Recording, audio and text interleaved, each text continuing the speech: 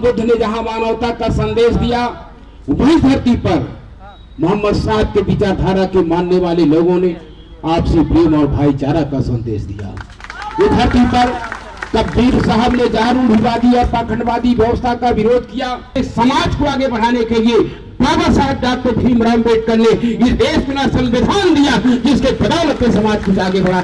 अस्पृश्यता, अमानवीयता, असमानता, असुरक्षा और अन्याय, ये मुल्क की 5 राष्ट्रीय समस्याएं हैं। आज हमें पूर्ण रूप में संविधान को लागू करने के लिए कोई भी कुर्बानी देना पड़े, हमको उसके लिए तैयार रहना पड़ेगा।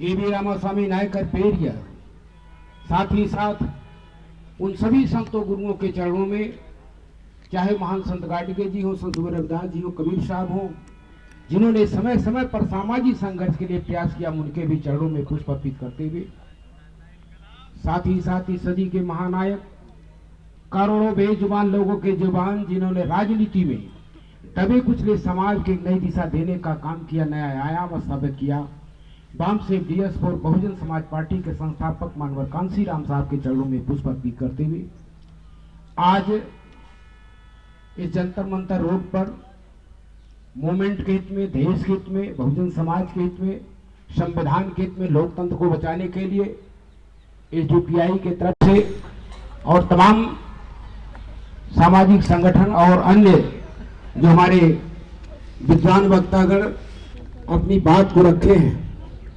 मैं उसे अपने को संबद्ध करते हुए कुछ बात आपसे करना चाहता हूं।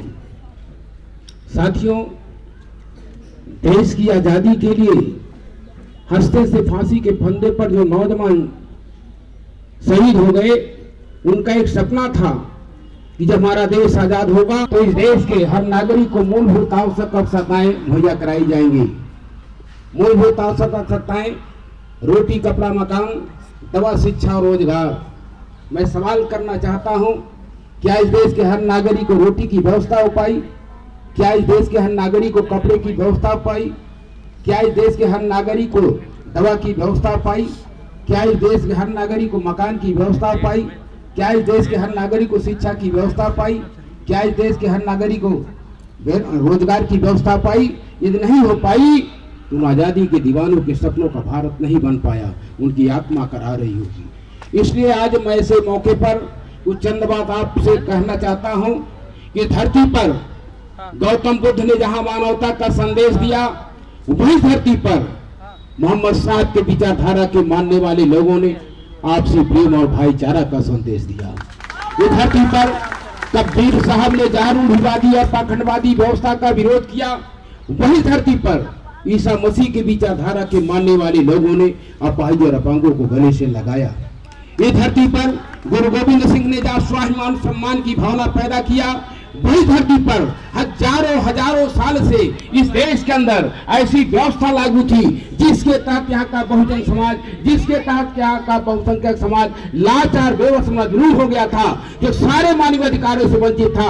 ऐसे समाज को आगे बढ़ाने के लिए बाबा साहब डॉक्टर भीमराव अम्बेडकर ने इस देश में संविधान दिया, जिसके बदौलत समाज को आगे बढ़ा, जिसके बदौलत समाज को आगे बढ़ा, जिसके बदौलत समाज को आगे बढ़ा। लेकिन अफसोस, आजादी के लगभग 77 साल होने के बावजूद भी, संविधान लागू होने के 74 साल होने के बावजूद भी सही माने में बाबा साहब डॉक्टर भीमराव अम्बेडकर का संविधान पूर्ण रूप से लागू नहीं है। बाबा साहब डॉक्टर भीमराव अम्बेडकर का संविधान पूर्ण रूप से लागू नहीं है। यही कारण है कि मुल्क की 5 राष्ट्रीय समस्याएं बरकरार हैं। वो 5 राष्ट्रीय समस्याएं अस्पृश्यता, अमानवीयता, असमानता, असुरक्षा और अन्याय, ये मुल्क की 5 राष्ट्रीय समस्याएं हैं। इन्हीं समस्याओं को लेकर के एसडीपीआई के लोग आज और तमाम सामाजिक संगठन के लोग, विचारधारा के लोग यहाँ पर इकट्ठा हुए। इसलिए मैं ऐसे मौके पर कहना चाहता हूँ, आज बाबा साहब डॉक्टर भीमराव अम्बेडकर का संविधान पूर्ण पे लागू होता, ये समस्याएं नहीं रहती। आज भी नाना प्रकार के जुल्म जाती है, अत्याचार, माँ बहनों की इज्जत लूटी जाती है, झुग्गी झोपड़ियां फूकी जाती है, घर गिराए जाते हैं। और आजादी के लगभग जो है संविधान लागू होने 74 साल के बाद भी आज भी देखो इस देश में एक गरीब का बेटा जब पानी प्यास लगता है मटका छू देता है तो मास्टर मारते मारते दुनिया से विदा कर देते। यही तो देश है। कहते देश बहुत बड़ा तक ही किया है। और आज मैं कहना चाहता हूँ कि आज जो नफरत की बातें फैलाई जा रही, ये ध्यान रखना, नफरत फैलाने वाले लोग एक समय आएगा। आज लालमणि प्रसाद यहाँ पर अपनी बात को रख रहा है क्योंकि यहाँ पर यहाँ के अल्पसंख्यक समुदाय के लोग यहीं के मूल निवासी हैं जिनको आप इधर उधर भेजना चाहते हो।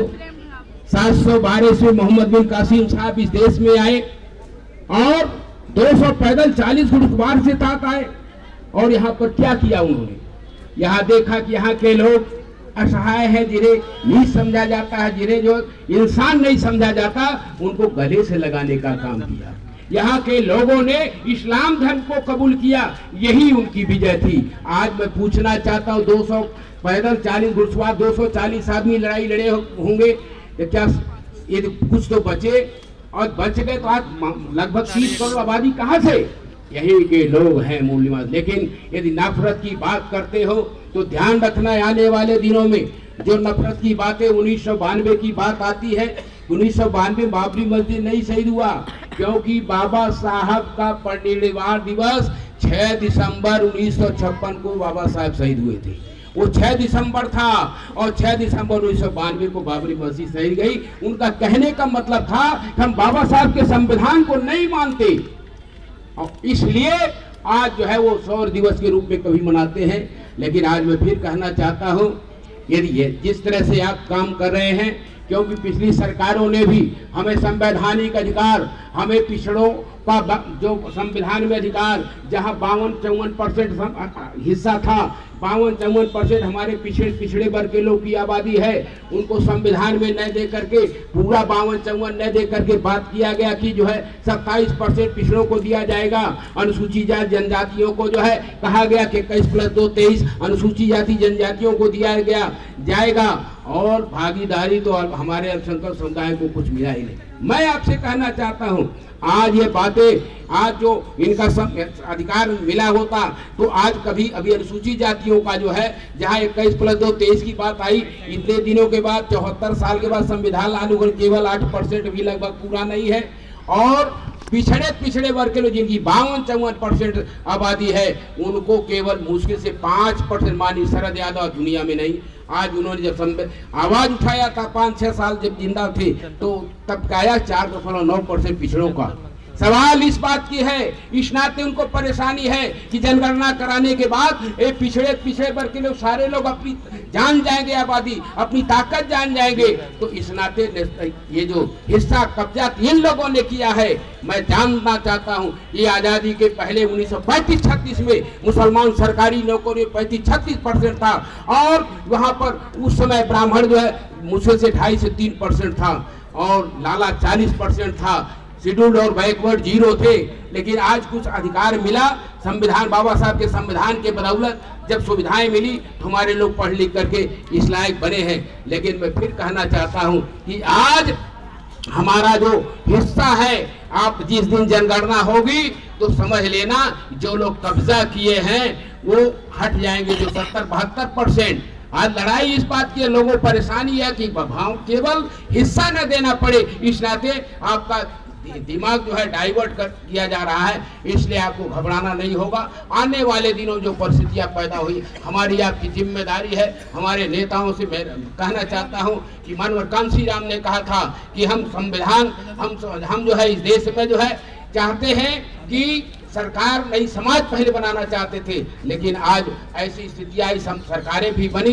तो मैं आपसे कहना चाहता हूं कि हमें आपको अपना ईगो, लालच और स्वार्थ त्याग करके हमें मूवमेंट के हित में देश के हित में, संविधान के हित में और बहुजन समाज के हित में हमें काम करना होगा, लोगों को जोड़ना होगा। और आने वाले दिनों में संविधान की जो अधिकार मिला हुआ है, चाहे पिछले वर्ष और सारे लोगों को, धार्मिक समुदाय के लोगों को, आज हमें पूर्ण रूपेण संविधान को लागू करने के लिए कोई भी कुर्बानी देना पड़े, हमको उसके लिए तैयार रहना पड़ेगा।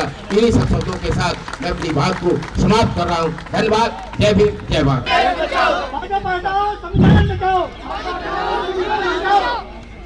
मंच पे विराजमान SDPI के नेशनल वाइस प्रेसिडेंट जनाब मोहम्मद सैफी साहब, जनरल सेक्रेटरी जनाब इलियास सुम्मे, एक्स पार्लियामेंट लीडर एवं अन्य सदस्यगण एवं सामने बैठे सभी लोगों को मेरा नमस्कार एवं आदाब।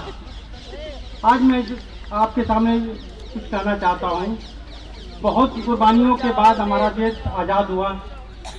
इसमें सभी धर्मों के लोग शामिल थे। हमारा देश धर्मनिरपेक्षता के रूप में पूरे विश्व में जाना जाता है और इसे कायम करने के लिए हमें जो भी कुछ करना पड़ेगा। आज हम भारतवासियों ने जिस सरकार को चुना है, मैं उनसे आग्रह करना चाहता हूं कि मंदिर मस्जिद के जो बेसिक मुद्दे हैं हमारे, उस पर ध्यान केंद्रित किया जाए। कोई भी मजहब हो आपस में लड़ना नहीं सिखाता है, बल्कि मिलजुल कर रहना सिखाता है। लेकिन हम क्या कहें, ये जो सरकार है ये आए दिन कोई ना कोई बरसात, कोई ना कोई कानून ऐसा लाती है जिससे लोग परेशान हुए हैं।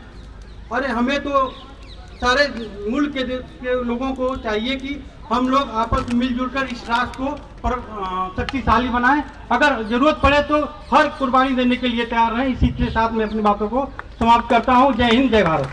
वापस लो, वापस लो। आप सब लोगों से गुजारिश है, सब माँ बहन सब बंद करो, बंद करो, बंद करो, बंद करो, बंद करो, बंद करो। आपको इंसाफ दो, इंसाफ दो, पीड़ितों को इंसाफ दो, इंसाफ दो। जिंदाबाद, जिंदाबाद, जिंदाबाद, जिंदाबाद, जिंदाबाद, जिंदाबाद, जिंदाबाद। संघर्ष करेंगे, जीतेंगे, संघर्ष करेंगे, जीतेंगे, संघर्ष करेंगे, जीतेंगे, संघर्ष करेंगे, जीतेंगे। अभी बात नहीं छोड़ेंगे, अभी बात नहीं छोड़ेंगे। अभी बंद करोगे तो रूह मानेगी। आप दो, इंसाफ दो, इंसाफ दो। मोदी हटाओ, देश बचाओ, मोदी हटाओ, देश बचाओ, हटाओ, देश बचाओ, हटाओ, देश बचाओ। सरकार है कि सरकार नहीं, वापस लो, वापस लो, वापस लो, वापस लो, संशोधन बिल वापस लो, वापस लो, वापस लो। नेशनल दस्तक की आपसे गुजारिश है कि अगर इसको बचाना चाहते हैं तो नेशनल दस्तक को सब्सक्राइब करने के लिए रेड कलर के सब्सक्राइब बटन को दबाएं, फिर बेल आइकन की घंटी दबाएं। नेशनल दस्तक को बचाने के लिए बहुत जरूरी है कि हर खबर को शेयर करें, लाइक करें, कमेंट जरूर करें।